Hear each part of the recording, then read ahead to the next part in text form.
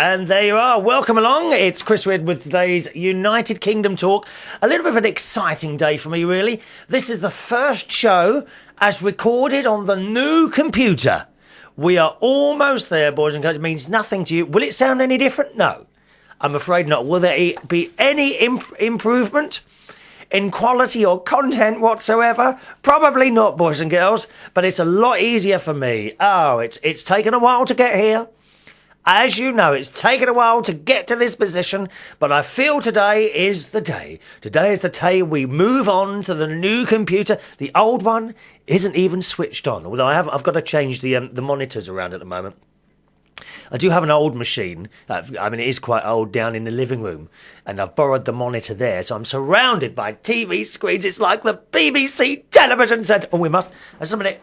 When we say BBC, what's that? Oh, I've got the plant in the wrong place. When I say BBC, we must get down on one knee in the vain hope that one day I, Chris Reardon, will be speaking to you from either Broadcasting House or Bush House, home of the BBC World Service. They don't use that tune anymore, do they? Does anyone know that tune? What's it called? Little tune. Can I just move? Just a minute. I haven't moved my my plant in position. Just a minute now. Oh, I forgot. Just a minute, because it's in the way now. It really is in the way. 1 second. Oh, there we are. Sorry. 1 minute. There we are. We're blocking the door now. I hope there's not a fire while I'm doing my programme, dear. I do worry about fire so much. Those poor people in Australia. 200 of them died, didn't they? In those dreadful bushfires. I said to you on the last show, what on earth goes through someone's mind that they want to start fires like that and kill so many people? Awful. Anyway, plant in position. Lots of emails. We're going almost, but not quite straight to the emails. I wanted to tell you about my new fridge.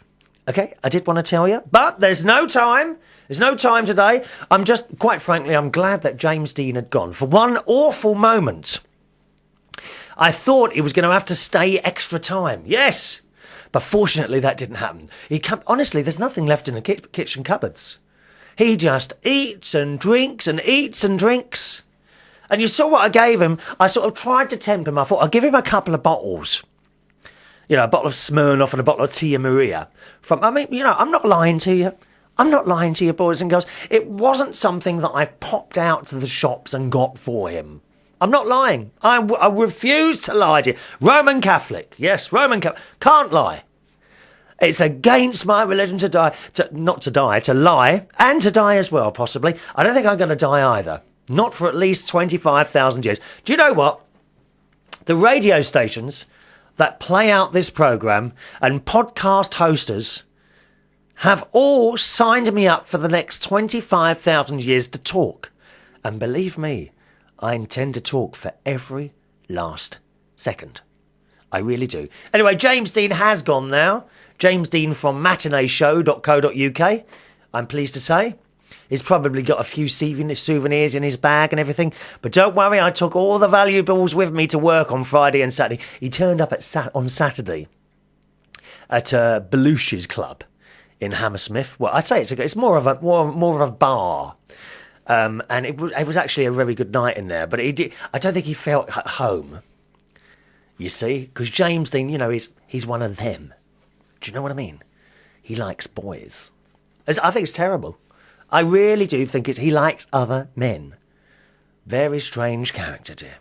And he didn't feel at home. But I'm at home anyway. You could quite easily invite me into your parents' homes. You really could. And I'd sit there and I was going to say we could have a chat together, but you'd probably be listening and I'd be chatting. And James, I'm sorry, I don't think he fitted in. I'm going to have to say that. You didn't seem... I know he watches and listens to this programme avidly in the vain hope of getting little tips for his sad little podcast that he does. But he didn't feel like he fitted in, did you, James? And every time... It's funny, every time a bloke came over to talk to me, he accused me of trying to chat them up. James, we're not all like that, dear. Some people talk to other people just to be friendly. It's funny, actually. on Saturday. There was this French couple, boy and girl, and ever so nice. He could barely speak a word of English, and he wanted to know what there was to do on a Sunday because they're on holiday. So I asked what he'd done. He'd already been to the London Dungeon, which is an amazing experience. I cannot speak for this one by experience, and I've mentioned it before. Now, there are 2 attractions quite close to each other near London Bridge. One is the London Dungeon. That is the famous one. There will probably be a queue if you decide to go up and queue up. I'm not sure how the online ticket thing works for that. Okay, but if you want to queue, if you just want to turn up and queue, there will probably be a queue. All right, just be warned of that. That is the one you want. Now, that isn't the one I've been to. There is another one across the road called the London Bridge Experience, which I've mentioned a couple of times that I took my sister and 2 of her children to, and it's awful. Don't waste your money on the London Bridge Experience. In my experience, it was awful. It really wasn't worth the money you paid to go in there. But the London Dungeon, fantastic. According to, I mean, the people I've spoke to, the London Dungeon is really fantastic. All right, so that's the one you want. You would probably see people like James Dean in the London Dungeon, incidentally. Yeah, he's got those sort of old ragged clothes and what have you. Oh, it's shocking. But they, so I was helping this French couple, and I suggested London Dungeon, but he'd already been there. I said, "Have you seen the Houses of Parliament and all that?" He said, "Oh no, we'd like to see that." I said, "Well, that's quite easy. You just get a tube station to Westminster, and get out there, and Big Ben literally is right in front of you. And then from there, you can kind of walk up to the river, turn left, and then you see, you just walk along the river. And it's all very beautiful, especially on a lovely sunny day. Another good thing to do is to actually walk onto a bridge. Now, what one would I recommend? Waterloo Bridge, I think. Yeah. If you ever come to London, go to the Thames, okay, where Big Ben is. And it's a great that we have lots of bridges going over the Thames. I would recommend, number 1, you walk halfway over Westminster Bridge, and you look either side, down the river one way and down the river the other, and you will see lots of lovely sights down there.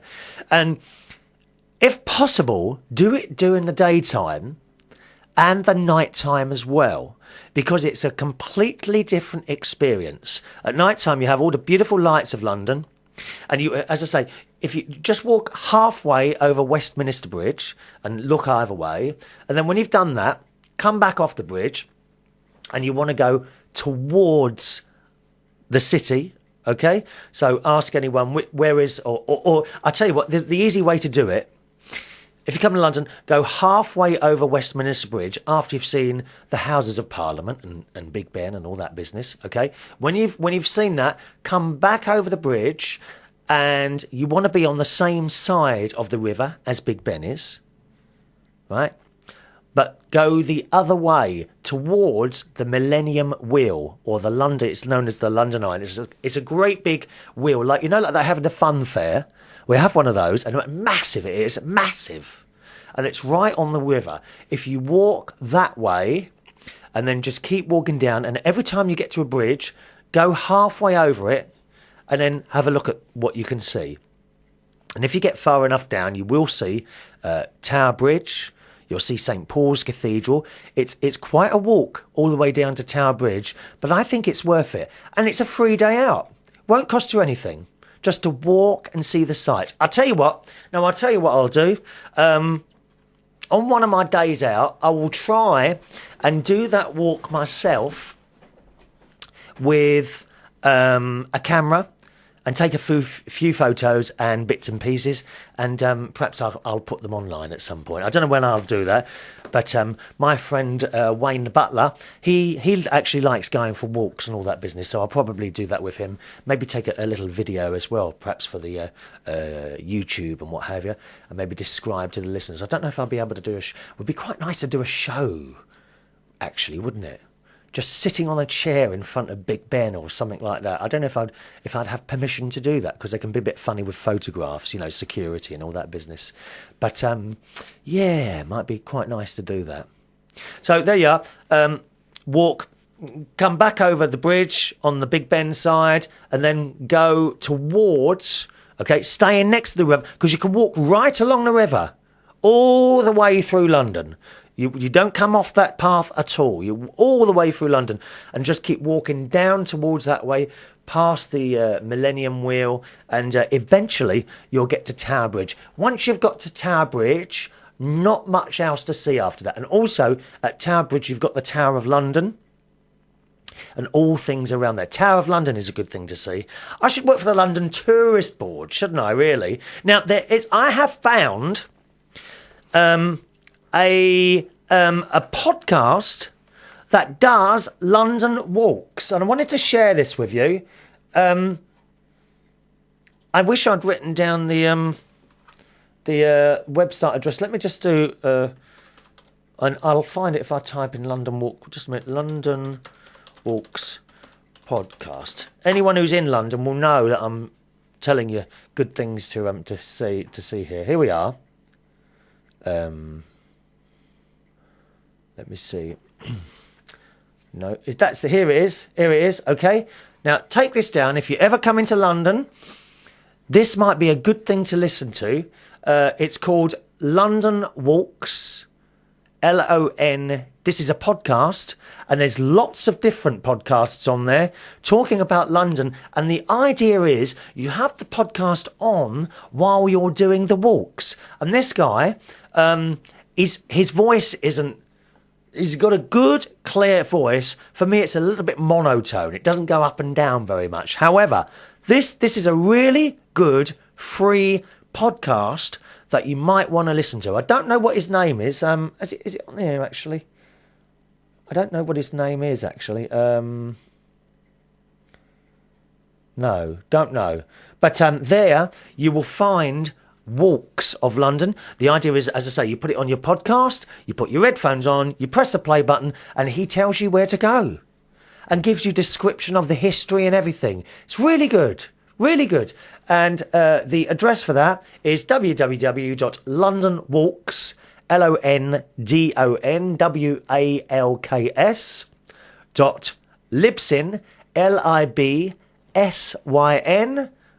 .libsyn.com. Okay? Give it to you again. www.londonwalks, LONDONWALKS .libsyn.com. And there you'll find a selection of quite a few different podcasts on different parts of London. And sure enough, actually right at the top, his most recent one, funnily enough, was Westminster and Victoria. Okay? Another thing I suppose you could do, if you're into transport, there's nothing to stop you going into a Waterloo or Victoria station and having a little look around. You may remember in the last show I was recommending, perhaps if you do come to the UK, to visit the Isle of Wight. And there's so much to do. There's an awful lot to do on the Isle of Wight. Might be even a day to perhaps have a couple of days over there, book a hotel, and it's quite easy to get to. You can do that from train, you see. Because I don't know, I take a great interest in how public transport works. Now, I love the trains. I mean, one thing I wanted to be was a train driver. We all want to be a train driver when we're little boys, don't we, chaps, eh? And we like that. And you can go to the Isle of Wight by train. You get to the other end, and then a ferry takes you over to the little island. And it's low. There's so much to do there. I've got all these leaflets, of course, that kindly Kat and Dave sent me the other day. So thank you very much for those. And Kat and Dave, incidentally, they've got Skype now. We've all got Skype. We're all getting Skype, aren't we? So I'm going to have to try and have a little Skype conversation with you. All right. There's an email address to the show, which is chris@unitedkingdomtalk.co.uk. chris@unitedkingdomtalk.co.uk. Now, those of you that were praying for Joe, or more to the point, Joe's mum, who hasn't been too well at the moment. We need more prayers, actually. They have tried something. I don't know if he wants me to tell you what or not. So I won't. They have tried something on his mum. Unfortunately, it hasn't worked, so she's got to go in for a bit of surgery now as well. She may actually have gone in by the time this programme goes out, so I don't know. But more prayers, please, for Joe's mum. Oh, I'm sorry, I can't remember her name. I'm sure it's Christine. Okay? But if you say Joe's mum, him upstairs, he know who you mean. You know, he knows everything, which is a bit of a worry, really. Chris at UnitedKingdomTalk.co.uk. Okay, chaps. Here come the emails, ladies and gentlemen. First of all, from our dear Lisa. Hello, Lisa. We were talking about my asthma thing a couple of weeks ago. You remember when I had that asthma problem and I called the old ambulance out? Lisa says, I'm so glad you're okay. It sounded so scary, your whole ordeal with the emergency services and all. Well, I don't know if it was so much of an ordeal. When you say something's an ordeal, you would say it's a bad experience. The asthma attack, of course, was a bad experience. However, I can't honestly say that when the when the ambulance came and all that business, that was great. They were great. They really were. This bloke was really good, so can't complain about that. The NHS is very, very good for emergencies. Really is. It's a shame you haven't got it in your country in the States. Have you? You have to pay for everything. How much does it, as a matter of interest, how much does it cost to call an ambulance out wherever you are in the world? So, I mean, if you're in the States, do you have to pay to have an ambulance come out? Or is that kind of covered on your medical insurance? If you don't have medical insurance, because I know some people can't afford it, do you have to then pay for an ambulance? And how much does that cost in America? And Australia as well. Wherever you are, how does that work? And if you've got medical insurance, tell me how much you have to pay. So a couple of questions there. Wherever you are in the world, tell me where you are. And number one, if you have to call an ambulance out and you don't have medical insurance, how much do you have to pay? Right? And perhaps it depends on what's wrong. I don't know. And medical insurance, how much do you pay? And is that per month or annually? And what do you get for that? Do you have any free health service at all? Huh? You know, you're sitting there, and maybe like me, you've got asthma and it starts coming on. Can you just call an ambulance, or do you have to think, oh no, that's going to cost too much? It's terrible. It's not like that here at all. We just pick up the phone. But unfortunately, some people take advantage of that and they start using the ambulance as a taxi service, which is just awful. Dreadful. Stupid people. Stupid people with minor things, cuts and bruises, are calling ambulances out. Please don't do it. It's the most stupid thing, because granny down the road might be having a heart attack and the ambulance can't get to them because you've called them out because you've got a cut finger. It's the most ridiculous thing I've ever heard in my life. And what's it like where you are? Let me know. Chris at UnitedKingdomTalk.co.uk. I know Lisa will get back to me to that, won't you? Lisa says, whether or not you were having a panic attack as well as asthma, I'm sure glad they did treat you well and you are now okay. Yes, of course, hindsight is a wonderful thing. And I do think part of it was a panic attack. Yes, certainly the asthma wasn't doing too well that night. But I think the panic attack brings it on as well. Now you listen to me now. Listen to this. You're quite enjoying that, aren't you? My heavy breathing is nothing. Nothing at all. Lisa says, I do relate to when you said about how it is as a single person who lives alone, how scary it can be to be such, especially when fallen severely ill or having any kind of attack. Yeah, it is very scary. There's no one here. That's the problem. You do hear of people who suddenly don't turn up to work for a few days and they break into the house and they're dead on the floor. I mean, I'm kind of hoping that doesn't happen to me, but, you know, you do think of these things. You really do. I have only been dealing with a head cold for the past several days. As far as I know, I'm not allergic to Mamie's dander. That's her cat. Thank goodness. I can only imagine how hard it is for you to keep little Katie at a distance now. Yeah, well, it is. And at first I felt guilty about returning Katie to the kitchen. It's warm.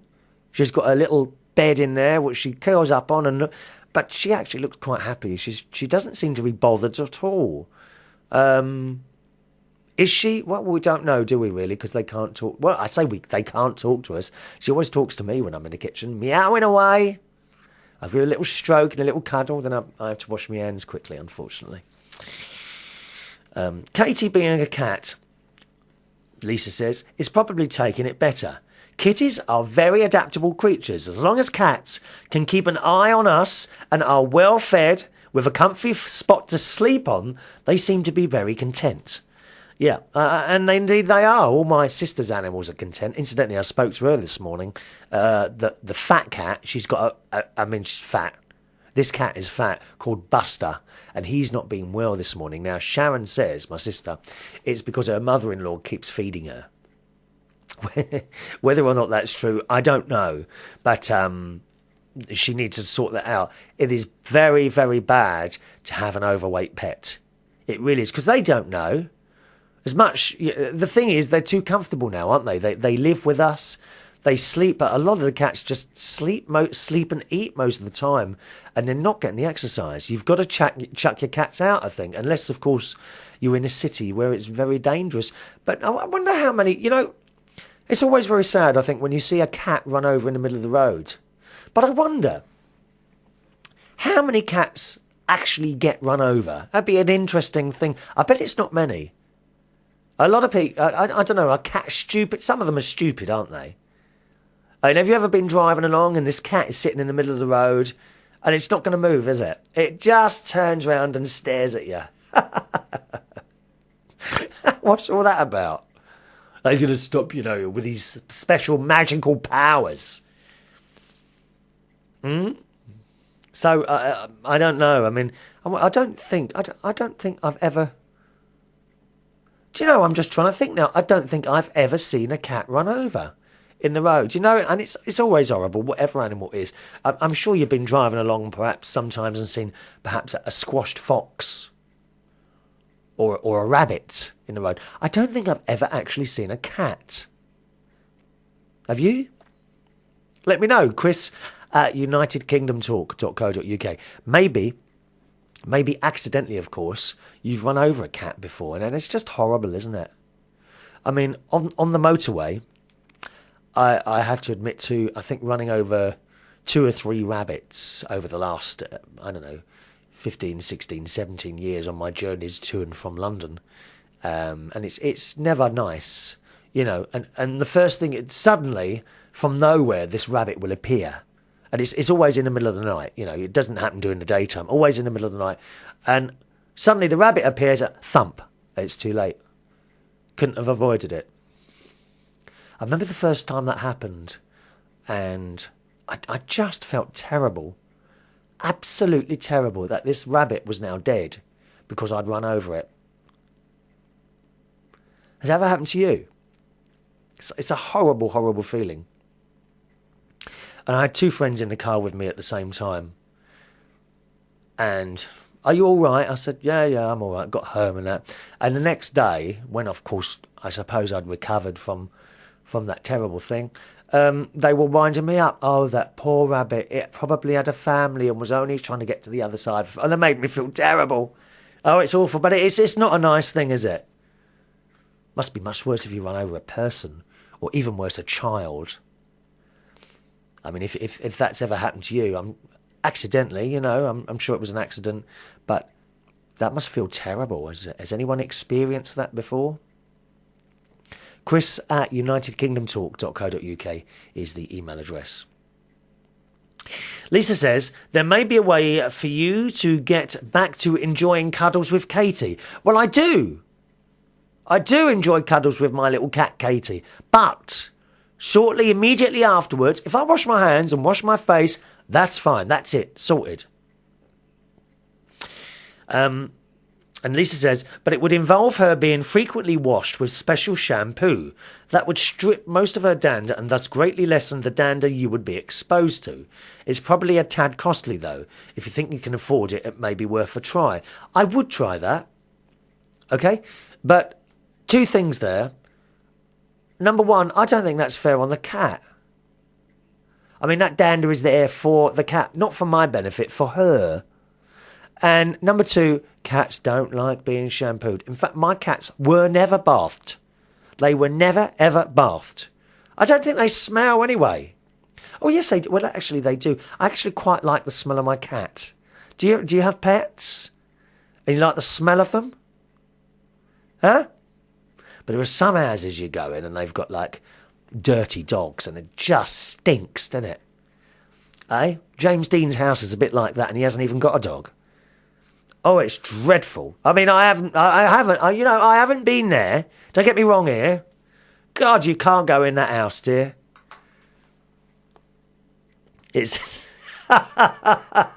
I'm terrible. I'm so cruel to him, I really am.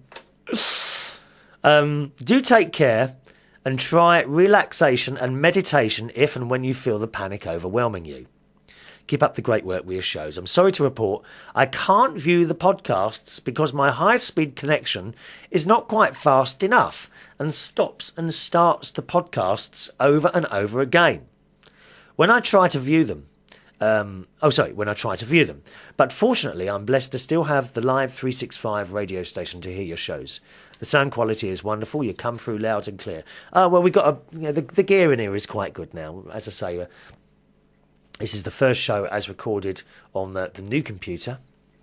And what I've got to do next is swap the monitor over so it appears right in front of me. At the moment, it's right over there. And I have to keep an eye on the time, so we do exactly... I don't know if you've noticed before that the podcast is exactly 57 minutes long. Yes, that's so it can fit in with people's schedules and that sort of thing. And we've got a good microphone here, which I've had now quite a few years, you see. You get what you pay for. I must have had this mic... 3, 4, 5, 6, 7, 8... About 5 years I've had this microphone. It was expensive. This actually cost me £300, $600, this microphone. You can now get these a lot cheaper. They're not that price now. I think they're about $120 now, something like that, $240. If you're serious about what you do, and you've been doing it a long time, then it's a thing to invest a bit of money. But you must understand that this, to me, this is my football or my fishing. People who go out fishing and things like that, they can spend thousands of pounds on one fishing rod and cycling. Now, I've got a standard bicycle downstairs that I use 3 or 4 times a week to go to and from the shops or the bank or whatever. And that cost me, I think it was about £150, £200, something like that, which is relatively cheap for a bike. Serious cyclists will spend thousands of pounds on a bicycle to make them lighter. But that's their thing. This is my thing, you know. So I spend money on my thing. Don't drink, don't smoke, don't take drugs, don't go out, refuse to be ripped off in restaurants. Tight as anything, really. But when it comes to stuff for the radio show, or indeed the video show, no expense is spared. The only thing that stops me trying anything new is the fact that I'd have to learn a new system. Really, that's the only thing. I mean, the little web, the video side of things is actually recorded on a small webcam. It's a Microsoft VX7000. That's the camera. If something better comes along, I may well upgrade to that. Don't know. I looked at video cameras, but quite frankly, I think I told you the story the other day that I went to a camera shop, Jessop's, and they're fairly all-knowing about camera things, and I wanted to buy a video camera with a line in to improve, to kind of take the video to the next level. And cut a long story short, he wasn't sure what had a line in and eventually produced this box with a camera in it, who told me he was 99% sure that had a line in. but he wouldn't open the box. And quite frankly, I says to him, I'm not going to buy one. I actually had no intention of buying a camera on this particular day. But when he brought the box out, turns out that this camera was about 150 quid. And I had my credit card on me. And I thought, I thought to myself, I didn't say anything to him. If that's what it is, I don't mind buying that right here and now. But he wouldn't take the camera out of the box. So, number one, how did I know that it did have a line in? Because there was no mention on the box of it. When I say a line in, Sorry, Joy in Acton, I'm speaking technically now, all right, my love? Got to explain. When I have a line in, what I mean is that the sound that I record for the show would come straight off my equipment and not through the little microphone on the camera, because you wouldn't get the sound quality. I mean, if I'm going to buy microphones and things like I've got in front of me today, then I want to be able to use them on the video as well as the audio side of the programme. Don't I?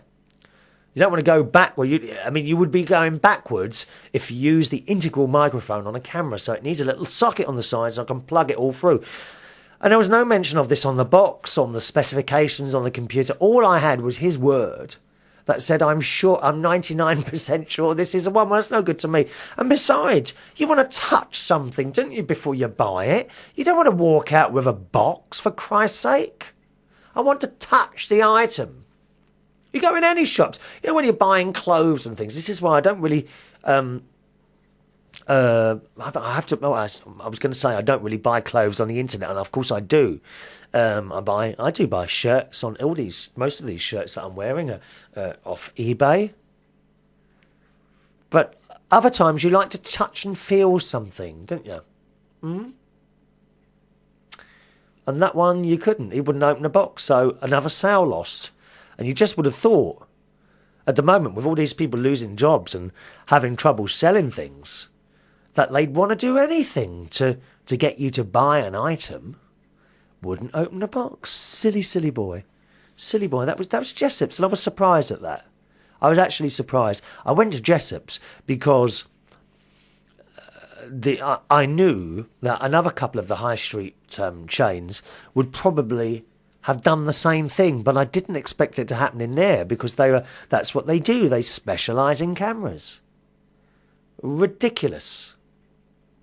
If you're going to sell things, you must remember the customer is important. Well, we've gone down this road so many times with with talking about customer services and customer service and what have you.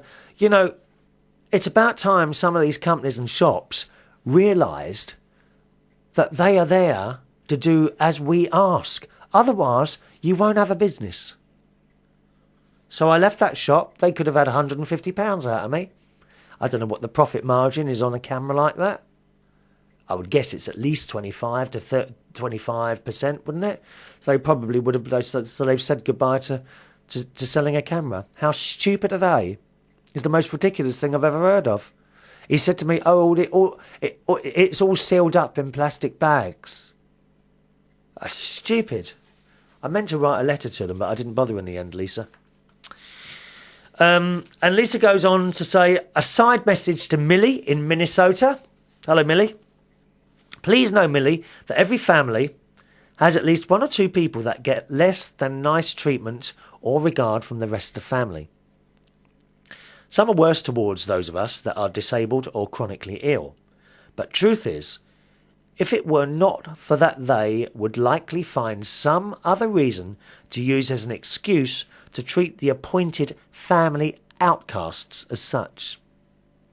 Millie, from what I heard, you seem to be an intelligent, honest, open, charming person. If you have others that treat you mean or disrespectfully, it says more about their lacking than anything against you. You made me laugh so hard when you told us about how you handled the rude dude in the way of your wheelchair. Good for you. That's when she ran over some bloke's foot in a wheelchair. I still laugh at that. Good for you, Millie, Lisa says. If we don't stand up to the rude or unjust for ourselves, who will? Keep fighting the good fight. Best wishes to you, Millie. And that's from Lisa. Thank you, Lisa. Lovely to hear from you, darling. All right. Cool. What else we got here? Let's have a look. Oh, yes, Lisa. You're saying about the video side of things. You're having problems watching the video. With YouTube, is it YouTube? I don't know if you watch YouTube. If you go to the main United Kingdom Talk website, unitedkingdomtalk.co.uk, and you'll see the video thing there. I think if you click the play button, you see that there's another couple of ways of doing this. You could go to my main YouTube channel, and once you've got that up there, click the play button and then click pause, and then I think the entire program will slowly but surely be downloaded. You should see. Let me think now. Right, go here, Lisa. If you're listening to the show now, go to www.youtube.com/Chris Reardon UK. I'm just going to check that actually. Let's just have a quick check of that, because I don't want to give you the wrong the wrong address, do I? I'm feeling very relaxed today. Do I sound relaxed? I know sometimes I go at I tend to go at the speed of light, don't I? With no gaps anywhere. Yeah, that's it. www.youtube.com/Chris Reardon UK. Okay, I'm just going to start that myself and see what happens there. Right, then put that on pause. Now, if you press, I don't know how this works actually. Oh no, maybe not. I don't see that going. It's not building up the program at all, is it? Let's move the... No, maybe not. Maybe not. I'm sorry, Lisa.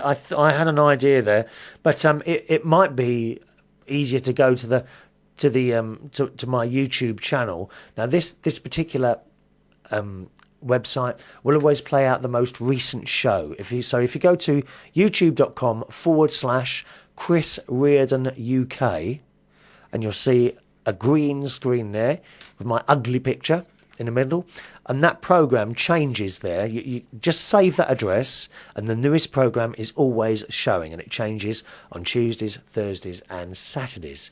Okay, so that's the main YouTube site. Now, the program also goes on a place called Blip TV. I'm telling you all this so that you might find a better way to watch it, okay? And hopefully you won't have so much buffering. I don't know if any of these other ones are any better for you. Now, this one is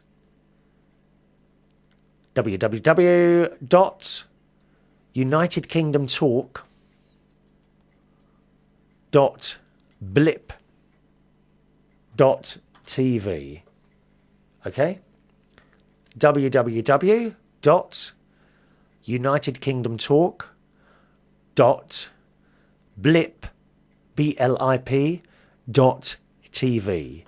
And again, that site will always show you the most recent program, changing again on Tuesdays, Thursdays and Saturdays. All right, so I hope that that will be of use. Do let us know if you find any of those better, okay? Good. Oh yes, we didn't get to the end of Carmel's little notes that she sent me the other day. And she was saying, thank you for my birthday message. Yes, we sang happy birthday, didn't we? Happy birthday to you. She says, sorry I didn't thank you before. It was lovely. Oh, and by the way, my son, because I said her little boy, because he keeps going into the office and finding Carmel watching the show.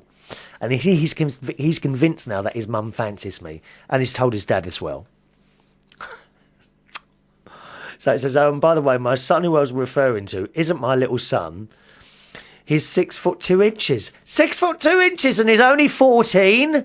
Blimey, he hasn't stopped growing yet, has he? Is your husband tall, or are you tall, Carl? I don't think you're tall, if I remember rightly. Is your husband tall? Huh? That's where he's got that from. 6'2", and he's only 14 years old. Blimey, he's going to tower above you. Very good for what is it now? Basketball. He'll have to move to America and do basketball. He'll be good at that. I know he's only 14, but he's a strapping lad. Thank you again. Yes. And she has her son's names are Ollie and Alex. Ollie is 14 and little Alex is 8, bless his heart. Is Alex showing signs of being tall as well? Is it like that? Does this thing run in the family? Because I'm only short, Carmel. I'm about 5'7". I'm little and cute. Well, just little then, if you please yourself. And my husband Dave here, who is 60 years old soon, will kill me for telling you that. Don't worry, I'm not going to say a word, dear. Not a word, all right? Not a word. Mind you, he does look good for being the big 60. I'm sure he does, my love. Please send a picture, I might be interested. Send through your husband's pictures, all right? Thanks, Carmel. And on the subject of birthdays, I've just realised it's Ryan's birthday last week, and he's how did he tell me that? By text message. Don't do things by text message because they get lost. Best way to communicate with this program is by email. Okay, chris@unitedkingdomtalk.co.uk. Now and again, people do send MySpace messages and Facebook messages, and I do see them. But unfortunately, I could be out anywhere and they don't log in the brain, and then it's gone. The best way, if you send an email, then it's there waiting for me when I get home. So really is the best way to communicate with the program. Chris@unitedkingdomtalk.co.uk. There is a write-in address as well if you ever want to write in, and some lovely people send things in like. Susan has, and David and Kat have sent some lovely things. I've actually got another box here. I don't know where it is now. Actually, where have I wonder what I've done with... I bet James Dean has nicked my box. He's nicked my box of things. Has he? Where on earth has that gone? I'm sure it was in here, but a really large box has arrived from Slovakia. Because we have quite a few people listening there. So, thank you. And I know who that's come from. I shall try and open it on the next show, my darling. All right? Thank you very much for that. It's Jamie, who's in Italia. Oh, where is it? Is it in Italia? Begins with M, doesn't it? Oh, what's that place in Italy? Milan. Milan in Italy. The fashion capital of the world, isn't it, eh? Milan. Hello, Chris. How are you? How was your birthday party? Oh, it was non-existent, I'm afraid. Well, they did do. They got me a cake and that at work, so that was quite nice. I'm very tired and looking forward to going to bed today. I worked night shift till this morning. But before, I really want to thank you about your answers to my questions. Oh yes, he was. He's just split up with someone, and it's all a bit sad, really. So he was asking me what to do, and I said to him, along with another emailer, someone wrote in. I can't remember who it was now. Let me think. No, I can't remember now. But someone else wrote in. We think when you really like someone and you split up, the only way to deal with this is a clean break. You have no more contact with that person. If you want to be friends further down the line, and when I say further, I don't mean next week or next month. I mean 4 years' time. Then that might work. But you cannot be friends with someone that you're in love with. You can't. It just doesn't work. And there are different sorts of love. Okay? There are different sorts of love. I love my sister. Okay? But that doesn't mean I would jump into bed with her. Do you see what I mean? There are different types of love. I loved my mother. But I don't love my mother as perhaps I loved one of my girlfriends or boyfriends in the past. Because I've done everything, you know. We move through life. Things change. Although I think sometimes you have to accept what you are and stop trying to change yourself back to fit in with everyone else, because it just doesn't work. It doesn't work, you know. But people do change. And I'm now friendly with someone I carried, as I told you, someone I carried the candle with for 18 years. I got him back in contact with him a couple of weeks ago, and things couldn't be better. And you know why? Because I don't fancy him anymore. That's why. And now it's a very, very strong friendship, which has kind of picked up exactly where it left off with, without perhaps, shall we say, the lust. Okay? So it can be done. You can become friends again with your ex, but you can't be friends with them as soon as you've split up. It will drive you mad, my friend. Clean break, it's the only way. All right? Jamie says, it's totally true. It's a month he decided that we would finish, and yeah, we're still calling each other every day. And I'm always hoping and wishing he changes his mind. He's my last thought when I go to bed, and the first in the morning. Most of the time during the day, I'm thinking about him. You surely know how it works. Yes, I do. Yes, I do. And you know what? You know what, Jamie? You've got to stop answering the phone. You've got to try and build up a bit of a wall. Jamie, incidentally, anyone who's watching, asked these questions on a few shows ago. He's 25, so he's not old, and it's that period, 16 to 30, 16 to 35 maybe, is a very, very hard age when you split up from people like that. It really is, and Jamie's a bit sad at the moment. If he calls you, you've got to ignore the phone. Is he calling you on a mobile phone? Do you know that it's him? Does a little number come up?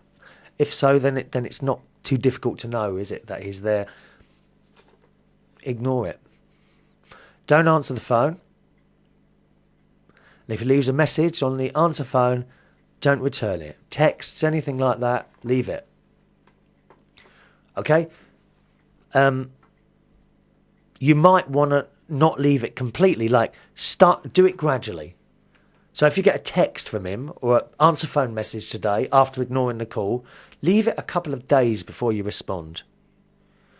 And then the next time, leave it 3 days, and then a week, then a month, and eventually cut him off completely. And stay that way for a while, because he can't have the best of both worlds, mate. He didn't want you. He can't have the best of both worlds. Wants her and he wants you as well. No, it's not on. It's not on. It can't work. Can't work. You will be the one suffering. You need to break off completely, Jamie, all right? I'm only thinking of you. Thank you very much. You opened my eyes. I think I can understand what means carrying the candle for 15 years. Yes. Why did I do that? I don't know. But you see, I'm 46 now, so I have learnt that. It's a shame that at 25 you can't learn it. You almost have to go through the experience. Don't be carrying a candle for someone for years. Honestly. There might be 1 or 2 people out there who did that and did actually get back together with someone. But I've never come across any of them. Has anyone else? Has anyone got any stories, perhaps, of themselves or someone they know who has split up with someone, I don't know, when they were at school or something, they were going out with someone, and then got back with them 20 years later? Does that happen? Let us know. Chris at unitedkingdomtalk.co.uk is my email address. He says that's a long time though, 15 years. I'd have been very heartbreaking. Now, the worst bit is, of course, when they start introducing them to their new girlfriends or boyfriends. Oh, I'd like you to meet so-and-so. Like, they've brought them to you for your blooming approval. I mean, I don't actually think that people do it specifically to hurt you. But you are hurt. You know? And somewhere down the line, if he hasn't done it already, he will bring that girlfriend for your approval. I don't think he's trying to hurt you. You are hurting yourself. Cut him off. I'm not being nasty towards him. It's just the way it is. Cut him off. You have to for your own sake. Get out there and find someone else. You're only 25. There are other people. Jamie says, now there's only one reason why I can't suddenly cut off. We've planned a trip. Well, I actually planned my birthday trip.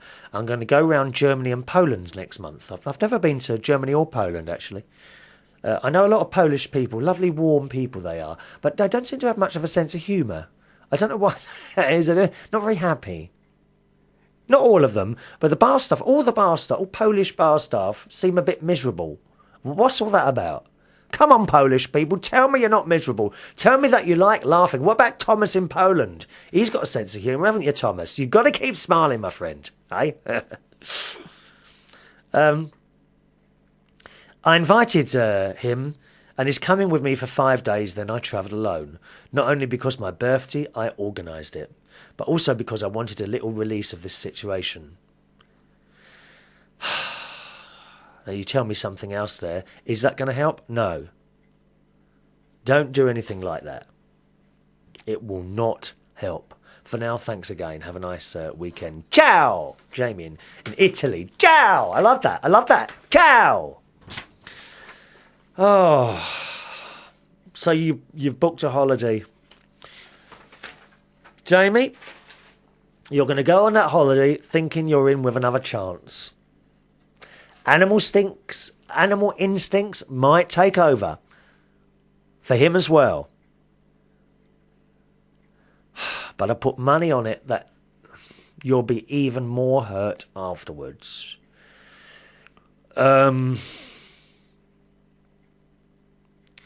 If you go on this holiday on your own, you'll feel very lonely, I think. Is there any way, and this will disappoint him, who's paying for this, by the way? Are you paying for this? I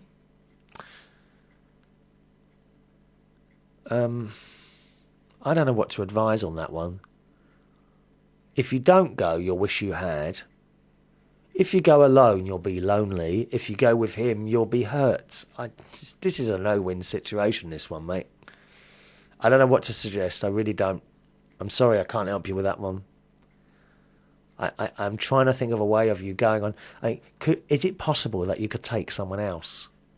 Would it cost much to change the names on the tickets? That would be a possibility. Do you have other friends that could go? Maybe you could try that. But at the moment, I don't. This is a bit of a no-win situation, really. Anyway, let us know what you're going to do, okay? Chris at unitedkingdomtalk.co.uk. And good luck, whatever you decide to do. Good luck with it, all right? Keep your emails coming through. I'd like to hear about what's going on. Hello to Wayne, Anonymous, who says, hello, Chris. I was just diagnosed with having post-traumatic stress disorder.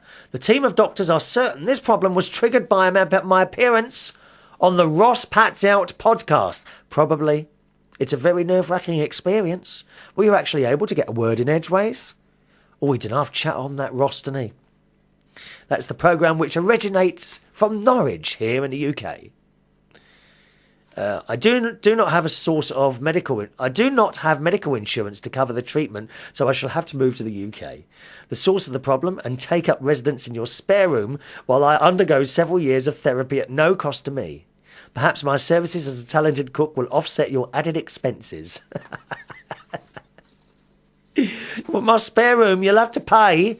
We'll have to charge rent for that, I'm afraid. Now, listen, I nearly forgot someone's birthday. Ryan's birthday, who was last week. Now, unfortunately, I haven't loaded my birthday song yet onto the new computer, so I'll have to sing it a cappella. Happy birthday to you. Happy birthday to you. Happy birthday, dear Ryan. Do you want some of my Snickers bar? Happy birthday to you. All right, Ryan? Sorry about that. You left that text. That was it. That was how we got into text and emails. He sent a text and it's gone until now. It's just dropped into my head. Sorry, Ryan. Email, please. If you want anything included in the show, please do it on the email. Chris at unitedkingdomtalk.co.uk. Here we go. Now, how are we doing on time? We're nearly out of time again, aren't we? Oh, God. I'm starting to wonder whether I'm ever going to get through these emails. At the moment, I'm reading emails from the 10th of February, so you can see that they are taking quite some time to come up there. I'm so sorry. There's not a lot I can do, but keep ploughing through them, okay? Hello to Craig, who's in Hinckley, Leicestershire, in the UK. What's your Thursday the 19th of February show on YouTube?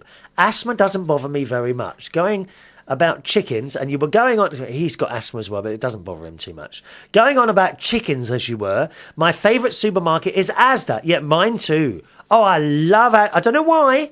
Why? What is it that makes us prefer one supermarket after another? Because they're all the same, aren't they? I love my bargains, food shopping wise. I look for the yellow whoops labels. Yeah, my mum used to tell me about those whoops labels. If you've got a whoops label in an Asda supermarket, it means it's greatly reduced. And you can, if you're quick enough, get some excellent bargains before you get the greedy people who take the lot of whoops bread and cakes.